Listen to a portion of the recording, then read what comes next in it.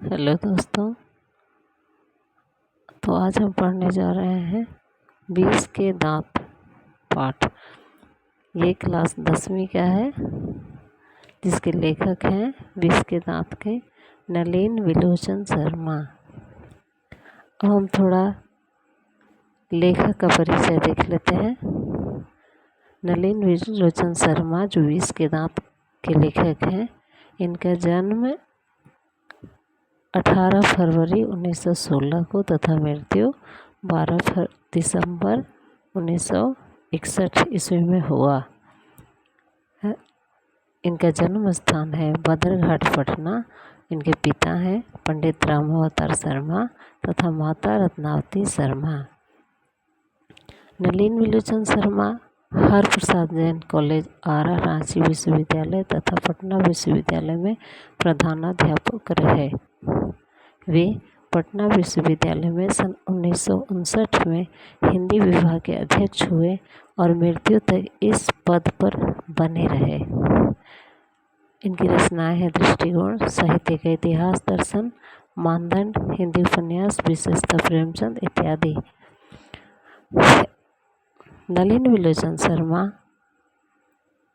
हिंदी कविता में प्रपद्यवाद के प्रवर्तक रहे और नई शैली के आलोचक रहे।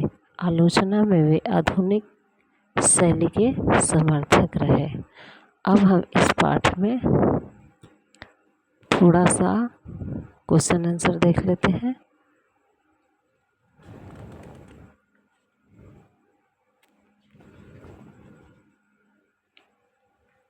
इसके क्वेश्चन ऐसे हैं।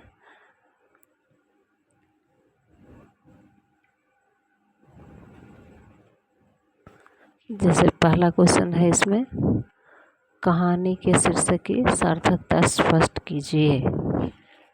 हम इसका आंसर इस तरह से लिखेंगे।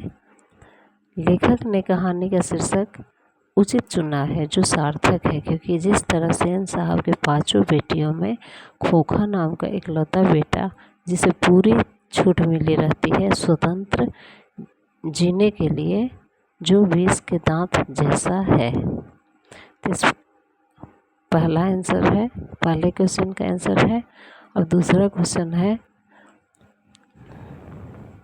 सेन साहब के परिवार में बच्चों के पालन पोषण में किए जा रहे लिंग आधारित भेदभाव का अपने शब्दों में वर्णन कीजिए। इसका आंसर हम ऐसे लिखेंगे। सेन साहब के परिवार में उनके बाल बच्चों के बीच पालन पोषण में बहुत ही अधिक भेदभाव होता है।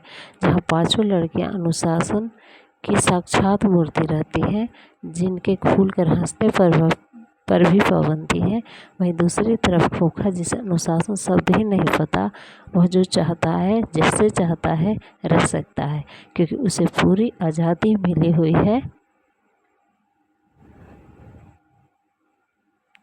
फिर हम अपना तीसरा क्वेश्चन देखेंगे। आज हम 4 ही क्वेश्चन का आंसर करवाए हैं, फिर अगले दिन करवाएंगे। आगे जो भी सप्रसंग व्याख्या इसके आंसर देंगे हम।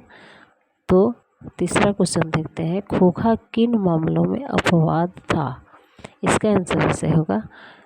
लेखक ने खोखा को इसलिए अपवाद बताया है कि सेन साहब के परिवार में वह इकलौता इंसान रहता है जो इतना निरंकुश रहता है, इसके बावजूद भी उसे सबसे ज़्यादा स्नेह मिलता है उस परिवार में।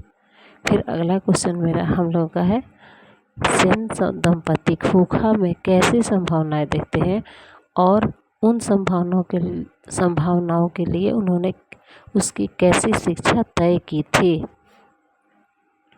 इसका आंसर होगा, खोखा के माता पिता यानी सेन दंपति खोखा के में एक भावी इंजीनियर देखते थे और इसके लिए वे खोखा को बचपन से ही तैयार करने लगे थे।